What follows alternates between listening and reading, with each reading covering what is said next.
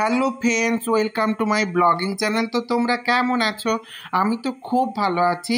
এবং আজকে কিন্তু আর একটা শ্যুটের জন্য, মানে আগমনী শ্যুটের জন্য রান্না করে নেব। তো কি রান্না করছি দেখতে থাকো। রান্না করে নেব বলতে একটাই তরকারি ভাত হবে, তো সেটা হচ্ছে চিকেন আর ভাত। কারণ চিকেন হলে আর কিচ্ছু না হলেও হয়ে যায় আমাদের বাড়ির সবাই।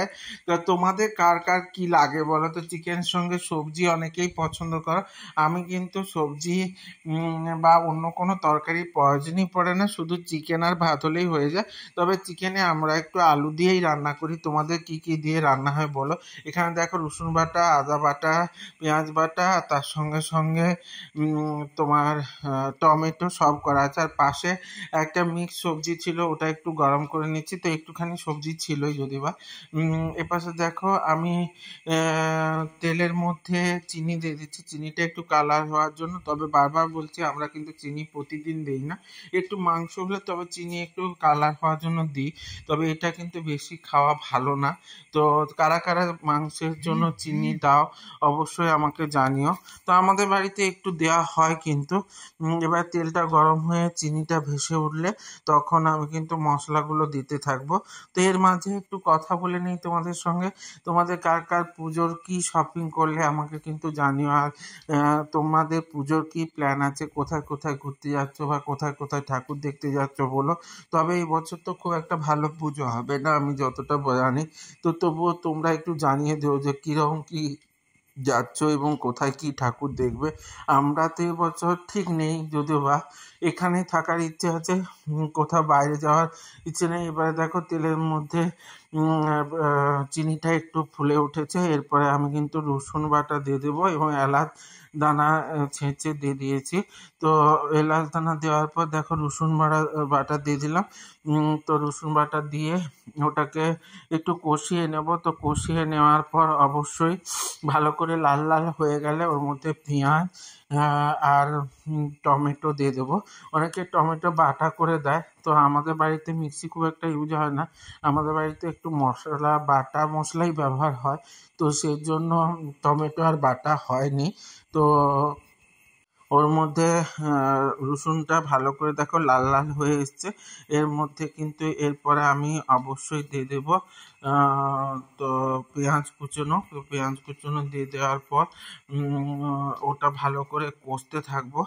তো ভালো করে কষিয়ে নেওয়ার পর অবশ্যই তার মধ্যে একটু দিয়ে দিব টমেটো। তো টমেটো দিয়ে কিন্তু একটু ভালো করে কষিয়ে নেব। কষিয়ে নেওয়ার পর বলো তোমরা কোথায় কি ঘুরতে যাচ্ছ এবং কার কি প্ল্যান আছে অবশ্যই জানাতে ভুলে যেও না। কমেন্টের মধ্যে দিয়ে আমাকে একটু জানিয়ে দিও। আর ভিডিওটা আমাকে একা একাই বানাতে হয়েছে, তো একটু তো চাপের বিষয় বুঝতেই পারছো। এরপরে দেখো পেঁয়াজ আর টমেটোটা ভালো করে ভাজা হয়ে গেলে ওর মধ্যে আদাটা দিয়ে দিলাম। আদাটা দিয়ে কিন্তু একটু ভালো করে কষিয়ে নেব, কারণ মাংসের জন্য একটু ভালো করে কষানো না হলে একদমই ভালো লাগে না। তো ভালো করে কষানো হয়ে গেলে ওর মধ্যে আমি দেব একটু লঙ্কা গুঁড়ি, হলুদ গুঁড়ি আর একটুখানি জল দিয়ে একটু ভালো করে কষতে দেব।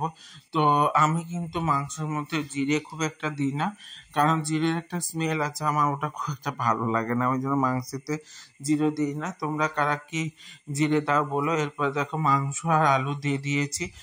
তো সবটা আমি কিন্তু ভিডিওর মধ্যে দেখাতে পারছি না, কারণ বুঝতেই পারছো একা একা ভিডিও বানাতে গেলে সব দেখানো কখনোই সম্ভব না।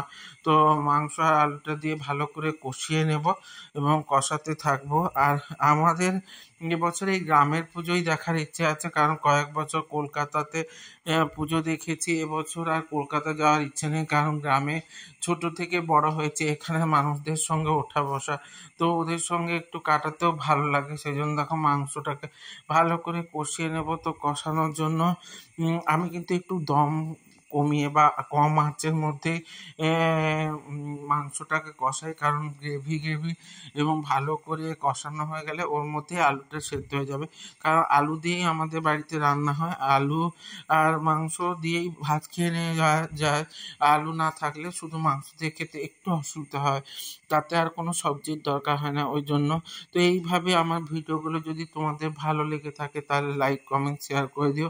আর ইউটিউব থেকে যারা দেখবে তারা অবশ্যই সাবস্ক্রাইব করে দিও এবং সাথে বেল আইকনটা টিপে দিতে ভুলে যেও না, যাতে আমার ভিডিওগুলো তোমার সামনে সবার প্রথমে চলে আসে। আর অবশ্যই তোমরা কমেন্টের মধ্যে জানিও তোমাদের আমার ভিডিওগুলো ভালো মন্দ, যে কোনো কমেন্ট করে জানিও। তো এরপর দেখে একটুখানি জল দিয়েছি এবং তাতে ভালো করে ফুটিয়ে নেব, যাতে আলুগুলো একদম ভালো করে সেদ্ধ হয়ে যায়। তো এইভাবেই আমার সঙ্গে দেখা হচ্ছে আবার একটা পরের ব্লগে এবং পরের নতুন একটা সকালে। তো ততক্ষণের জন্য তোমরা খুব ভালো থাকো, সাথে থেকো, সঙ্গে থেকো, জুড়ে থেকো এবং টাটা।